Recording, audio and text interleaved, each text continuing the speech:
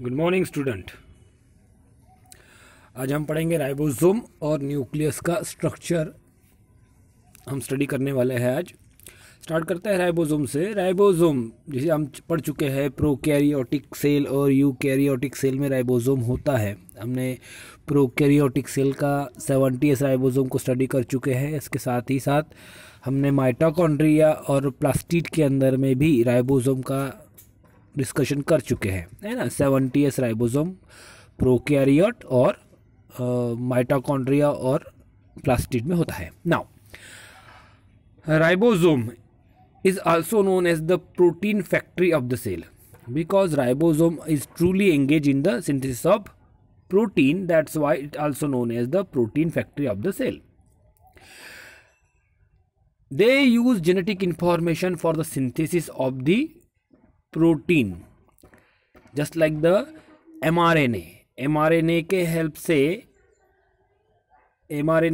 से ये genetic material मतलब mRNA के हेल्प से प्रोटीन सिंथेसिस में ये हेल्प करता है।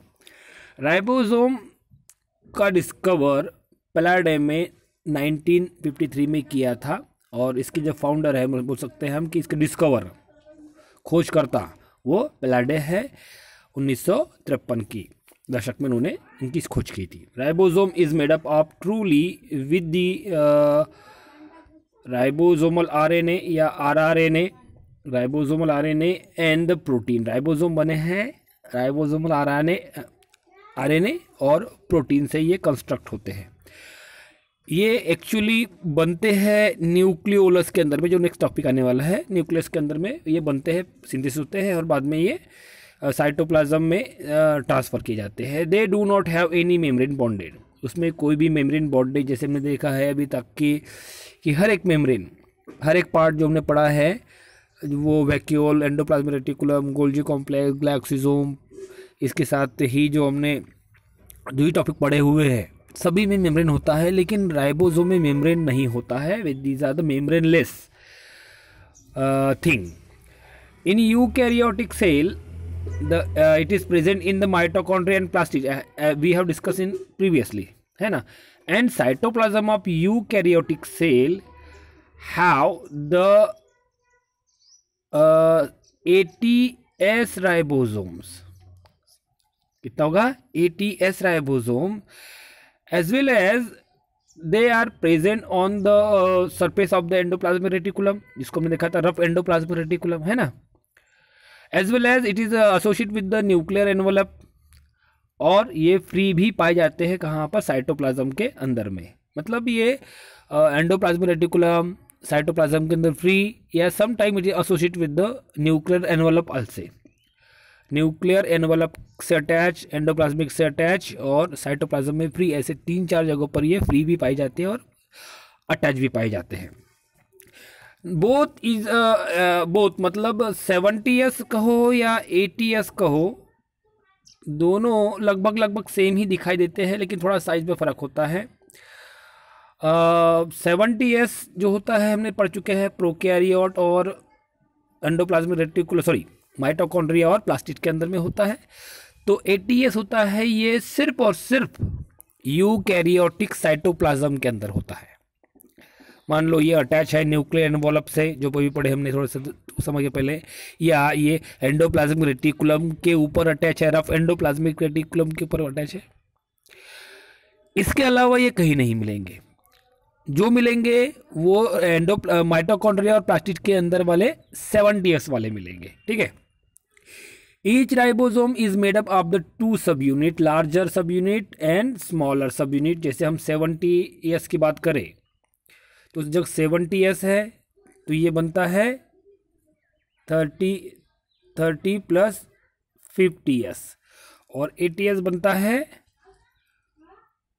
40 और 60s सब यूनिट का। मतलब 2 स्मॉल सब यूनिट एंड 2 लार्ज सब यूनिट, मतलब 2 स्मॉल से बने होंगे तो दो मतलब लार्ज सब यूनिट होंगे। मतलब 70s का 30 स्मॉल सब यूनिट और 50 लार्जर सब यूनिट, और 80 का 40 और 60 लार्जर यूनिट। इस तरह से इसके एक राइबोसोम 2 यूनिट से बना होता है, smaller sub unit and larger sub unit. Okay, ribosome generally produce protein synthesis में ये हेल्प करेगा, as well as transport outside the cell after the endoplasmic reticulum and Golgi complex के सिंथेसिस में protein जो बनाएगा वो एंडोप्लाज्मिक रेटिकुलम से होते हुए गोल्जी कॉम्प्लेक्स से मॉडिफाइड होते हुए हमने जैसे पढ़ चुके हैं ट्रांसपोर्ट कर दिया जाएगा।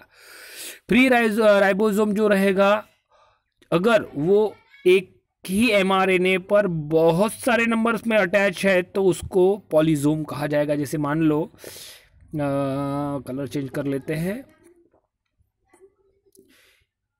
ये एक एमआरएनए है। ओके, एमआरएनए है और मान लो इसके ऊपर में मोर देन 1 राइबोसोम की चेन लगी हुई है। एक ही एमआरएनए पे प्रोटीन सिंथेसिस चल रहा है और वहां पर नंबर्स ऑफ राइबोसोम अटैच है, तब एक ही एमआरएनए पे अटैच बहुत सारे नंबर्स को पॉलीसोम या पॉलीराइबोसोम ये वर्ड कहा गया है। पॉलीसोम या पॉलीराइबोसोम मतलब एक ही एमआरएनए पे more than 1 mRNA doing the same thing. एक ही जगह पर एक ही एमआरएनए पर बहुत सारे राइबोसोम एक ही काम कर रहे हैं, जिसका नाम है राइबोसोम सिंथेसिस, और बहुत सारे हैं इसलिए इसको पॉलीसोम या पॉलीराइबोसोम कहा जाता है। ओके, नाउ आगे बढ़ते हैं, हम थोड़ा क्लियर कर लेते हैं सिस्टम को। Both type of ribosome are interchange position and function. Both जो है कौन से वाले 70S और 80S वाले, ये अपनी पोजीशन और फंक्शन चेंज करते रहते हैं। Number is also directly proportional with the function of the cell. Cell का फंक्शन कैसा है, किस तरह से सेल फंक्शन कर रही है, कम कर रही है, ज़्यादा कर रही है, उसके मुताबिक उसके कंपैरिजन में सेल में नंबर्स का, राइबोसोम का नंबर्स भी कम ज़्यादा होगा। जो सेल ज़्यादा प्रोटीन सिंथेसिस में एंगेज रहेगी उस सेल में नंबर ऑफ राइबोसोम ज़्यादा रहेंगे, और जो सेल लेस एक्टिव होगी या प्रोटीन सिंथेसिस में लेस एक्टिव होगी उसमें नंबर्स ऑफ राइबोसोम भी लेस ही होंगे। Okay, this is all about the ribosomes. Now we getting start toward the nucleus. हम न्यूक्लियस को समझेंगे। अभी न्यूक्लियस को समझने के लिए it is a master part of the cell. ये सेल का एक महत्वपूर्ण इम्पोर्टेंट हिस्सा है जो सेल के सारे एक्टिविटी को हम कहेंगे या सेल को मेंटेन करता है या उसकी एक्टिविटी को कंट्रोल करता है। ये मास्टर है उसको कंट्रोल करने वाला। तो हम जानते हैं कि प्रोकैरियोटिक सेल में न्यूक्लियस नहीं होता है, न्यूक्लियोइड्स होता है, अपना न्यूक्लियोइड्स होता है, और यूकैरियोट में ये न्यूक्लियस होता है।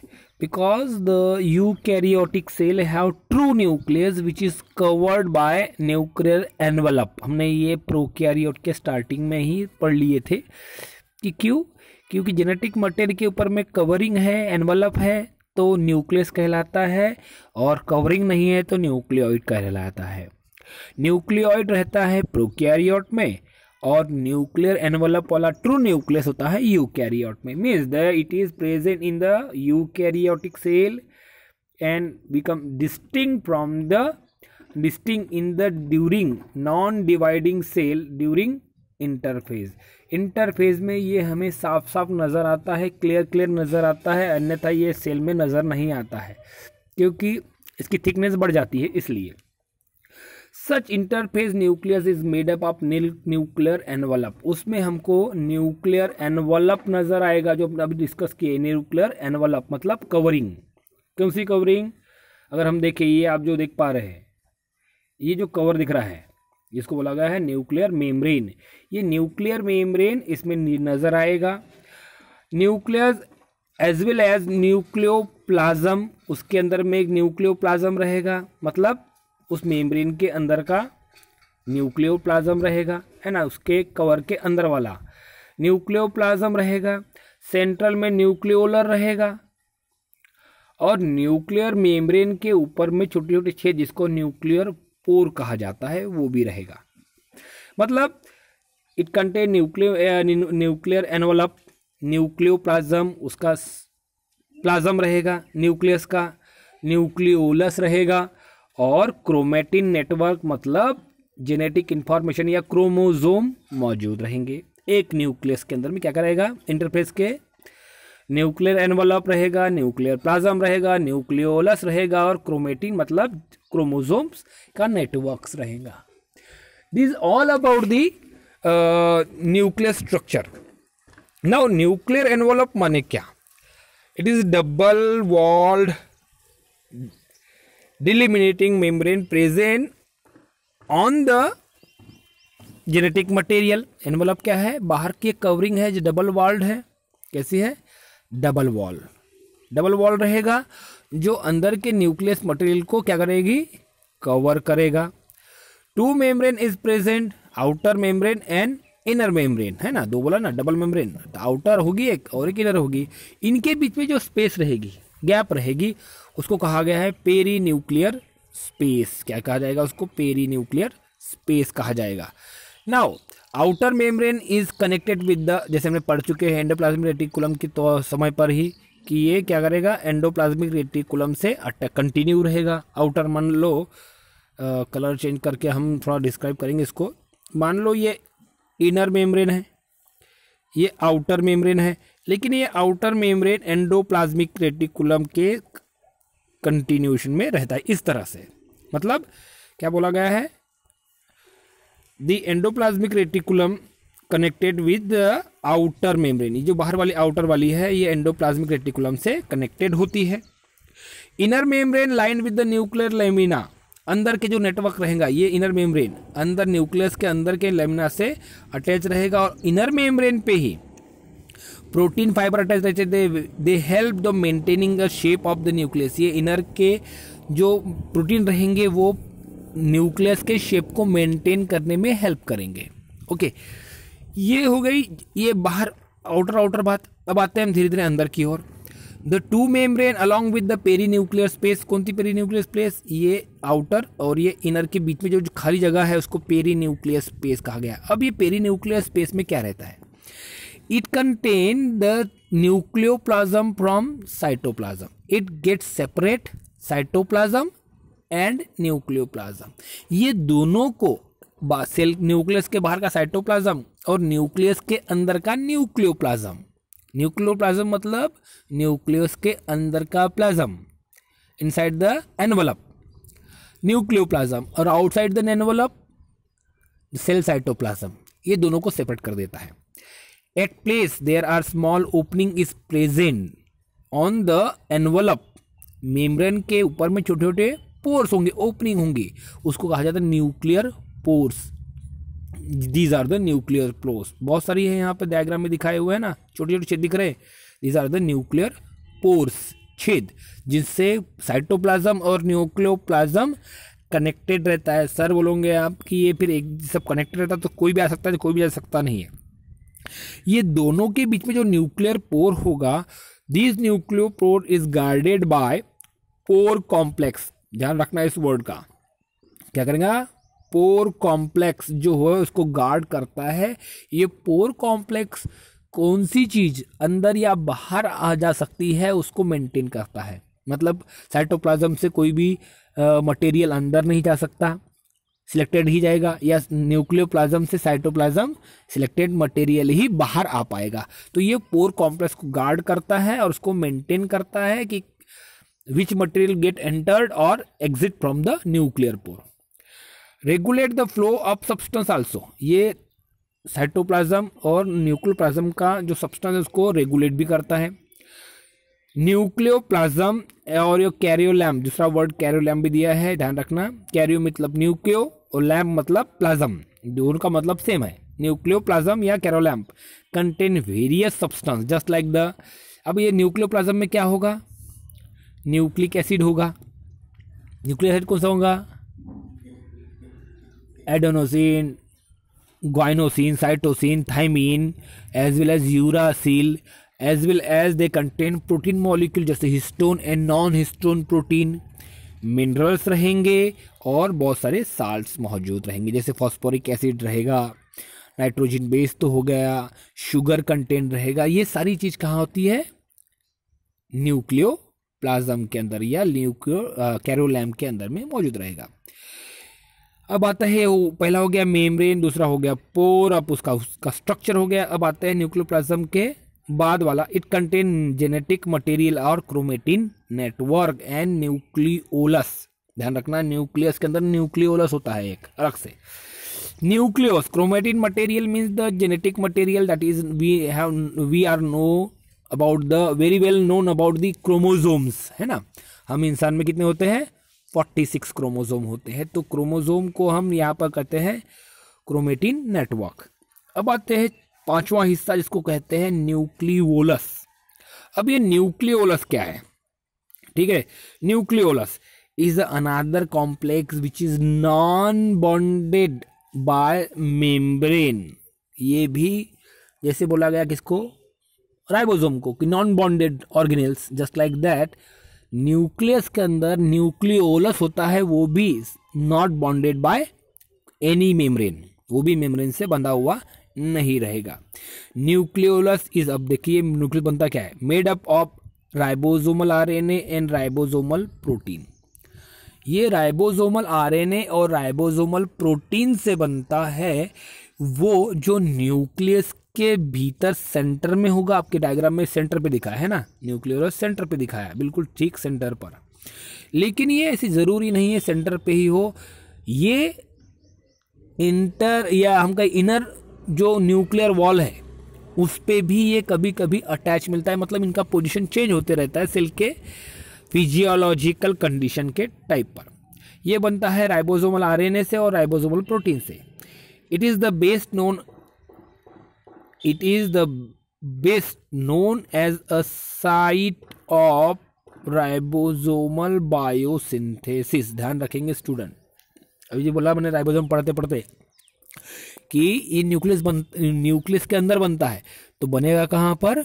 न्यूक्लियोलस के पास बनता है, या न्यूक्लियोलस राइबोसोम को सिंथेसिस करता है।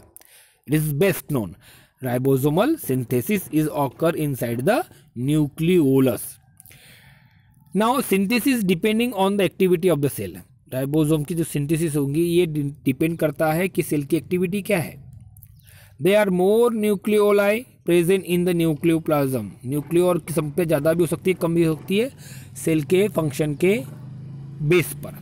दे अपियर डेंस दिख रहा है, घना घना दिख रहा है न्यूक्लियस में, dense spherical body present in nuclear chromatin network. Chromatin network के अंदर में सेंटर पे रहो या कभी कभी ये वॉल के किनारे भी होता है, अंदर चिपका होता है। आप कभी देखेंगे तो डायग्राम के अंदर में, तो ये साइड में भी मिलता है। They produce ribosome in and ribosomal RNA और राइबोसोमल प्रोटीन से बनता है, और ये राइबोसोम को सिंथेसिस करके न्यूक्लियर पोर के थ्रू न्यूक्लियोप्लाज्म से साइटोप्लाज्म में राइबोसोम को क्या करता है? ट्रांसपोर्ट कर देता है साइटोप्लाज्म के अंदर। तो एक तरह से हम कहेंगे कि synthesis of ribosome is inside the nucleus and transport to the cytoplasm, है ना। इसलिए अब न्यूक्लियर एनवलप से कौन सटा रहेगा? वो रहता है एंडोप्लाज्मिक रेटिकुलम। इसलिए एंडोप्लाज्मिक रेटिकुलम के करीब बहुत सारे राइबोसोम होते हैं, या न्यूक्लियर वॉल के ऊपर में भी काफ़ी सारे राइबोसोम मौजूद होते हैं। ये हो गया उन 5 हिस्सों का डिस्क्रिप्शन। और एक हिस्सा आएगा जिसको हम अलग से ले रहा है, क्रोमेटिन मटेरियल। इसको हम आज इतना ही लेंगे, बाद की नेक्स्ट वीडियो में हम इसको और भी डिस्क्राइब करेंगे, क्योंकि अभी सिर्फ ये इंट्रोडक्शन हुआ है, ठीक है। तो क्रोमेटिन मटेरियल आज से जो टॉपिक है ये वाला, यहाँ से बेसिक जेनेटिक्स, बायोलॉजी की एक ब्रांच है जेनेटिक्स, ठीक है। अभी तक आपने पढ़ा, डीएनए का नाम पढ़ा है, आरएनए का नाम पढ़ा है, ये हो गया जनरल बात। अभी हम जो क्रोमेटिन मटेरियल स्टार्ट कर रहे हैं, दिख रहा है आपको स्क्रीन के ऊपर में, यहाँ से मॉडर्न जेनेटिक्स स्टार्ट हो रही है। Modern genetics is a branch of biology which deals with the structural functional arrangement of nucleic acid or chromosome and chromosome structure known as genetics. Biology की ब्रांच जिसमें क्रोमोजोम का size, structure, उनका genetic का arrangement को study की जाती है, उसको जेनेटिक्स कहा जाता है। तो यहाँ से हम अभी जेनेटिक्स स्टार्ट कर रहे हैं। The chromatin material have the genetic information of the ribosome in the form of chromosome which contain DNA molecule with associate protein. इस सेंटेंस का मतलब समझेंगे फिर से हम। इसको थोड़ा क्या करता है, न्यूक्लियस के हमने देखा है कि जेनेटिक्स मटेरियल या क्रोमेटिन मटेरियल हम पढ़ने वाले हैं। तो इट इज़ नथिंग बट क्या है, it is a structure of chromosome. और क्रोमोसोम कहाँ से बना हुआ है, डीएनए से बना हुआ है और प्रोटीन से बना हुआ है। मतलब हम क्या पढ़ेंगे जेनेटिक इंफॉर्मेशन के अंदर में, क्रोमोसोम हमने अभी बोला का 46 क्रोमोसोम होते हैं ह्यूमन न्यूक्लियस के अंदर में। तो ये क्रोमोसोम बनते क्या किस चीज़ से है, तो एक है डीएनए मॉलिक्यूल और दूसरा है प्रोटीन। तो हम डीएनए और प्रोटीन को मिलाकर हम कहते हैं क्रोमोसोम, और क्रोमोसोम के टोटल नंबर को कहते हैं genetic information. Okay, got it, समझा। फिर से एक बार, न्यूक्लियस के अंदर में होते हैं क्रोमोसोम 46 क्रोमोसोम। क्रोमोसोम बनते हैं दो चीज़ों से, पहला है डीएनए मॉलिक्यूल्स और दूसरा है प्रोटीन मॉलिक्यूल। ओके, क्लियर है। नाउ अब समझो, क्रोमोसोम ये बनते हैं क्रोमोसोम।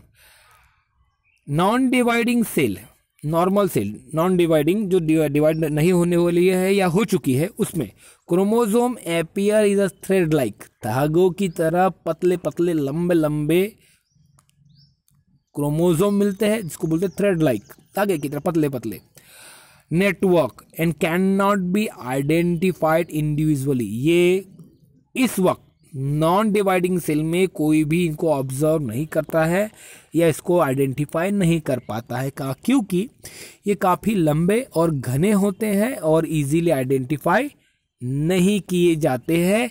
इसीलिए इसको नॉन डिवाइडिंग कंडीशन में माइक्रोस्कोप के अंदर में ऑब्जर्व नहीं किया जाता है। उस वक्त में देखिए क्या होता है, क्या बोला है, लॉन्ग थ्रेड लाइक स्ट्रक्चर, ठीक है। दिस नेटवर्क मतलब ये thread like structure is called chromatin material. इसको क्रोमेटिन मटेरियल कहा जाता है, क्रोमोसोम नहीं, क्योंकि ये लंबे पतले और लगभग इनविजिबल फॉर्म में नजर आते हैं, मतलब ये साफ साफ नजर नहीं आते हैं।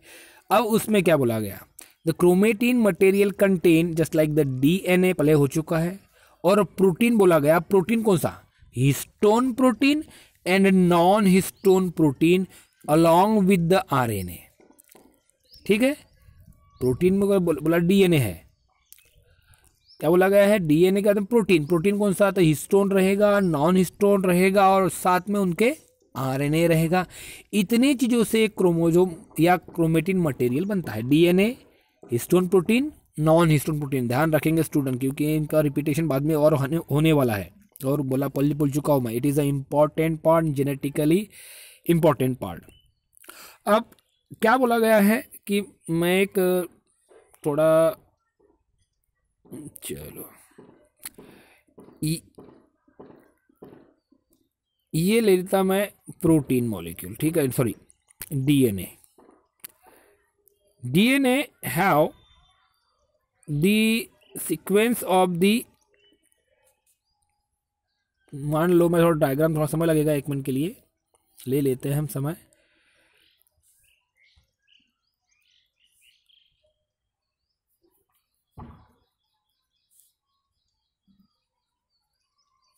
कलरफुल कर लेते हैं हम, ताकि हमको थोड़ा जो पढ़ाना है हमको वो क्लियर हो जाए।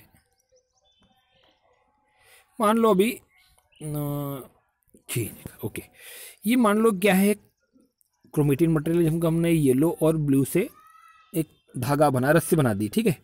अब समझो इसमें क्या है, in this chromatin, these are the chromatin material, okay. जो बना है डीएनए, हिस्टोन, नॉन हिस्टोन और आरएनए से। ओके, क्लियर है। नाउ अब समझे, इन सम रीजन, कहीं कहीं पर DNA is more genetically active. मान लो जो ब्लू सेगमेंट दिख रहे हैं, they are more genetically active. कौन से वाले? ब्लू वाले। कैसे है? Genetically active. एक्टिव मुझे काम करने वाले। ऐसे एक्टिव रीजन को कहा गया है यूक्रोमेटिन। क्या कहा गया है? Euchromatin. These are the euchromatin, these are the euchromatin, है ना। मतलब जेनेटिकली एक्टिव पोर्शन को कहा गया है यूक्रोमेटिन, जो ब्लू वाला है। मतलब जो डीएनए या जेनेटिक मटेरियल या डीएनए बहुत सारे काम करने में एक्टिव रहता है, जैसे आरएनए, एमआरएनए बनाता है और बहुत सारी एक्टिविटी कंट्रोल करता है, तो इसको यूक्रोमेटिन कहा गया है। ध्यान रखेंगे स्टूडेंट, यूक्रोमेटिन। अब ये लोग क्या कहेंगे? The region which are more protein with less DNA. ऐसा रीजन जो कैसा है? मोर प्रोटीन से है और उसका एक्टिविटी कैसी है? लेस है। इसकी कैसी है? मोर है। मोर, इसकी लेस। लेस रीजन को जेनेटिकली इनर्ट कहा गया। जेनेटिकली इनर्ट मतलब इनएक्टिव। Known as heterochromatin. जो येलो वाले है वो है हेटेरोक्रोमेटिन। ठीक है, कौन से है? हेटेरोक्रोमेटिन। अगर हम देखें स्टूडेंट कि यूक्रोमेटिन या हेटेरोक्रोमेटिन में फर्क क्या है, बोला गया है euchromatin are more active and, यहां पे दिया नहीं है लेकिन it is light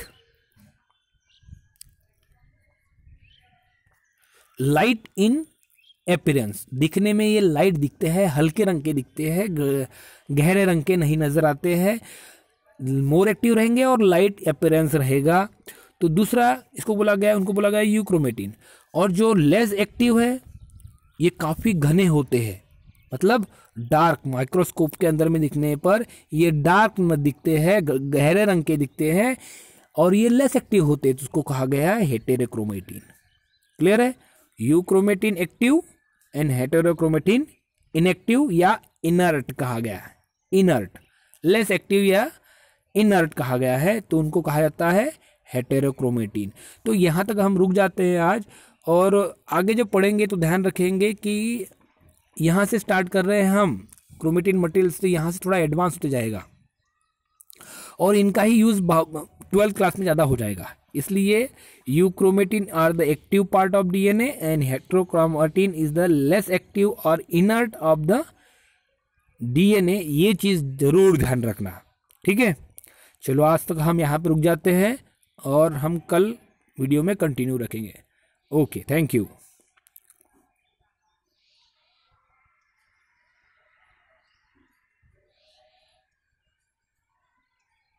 thank you.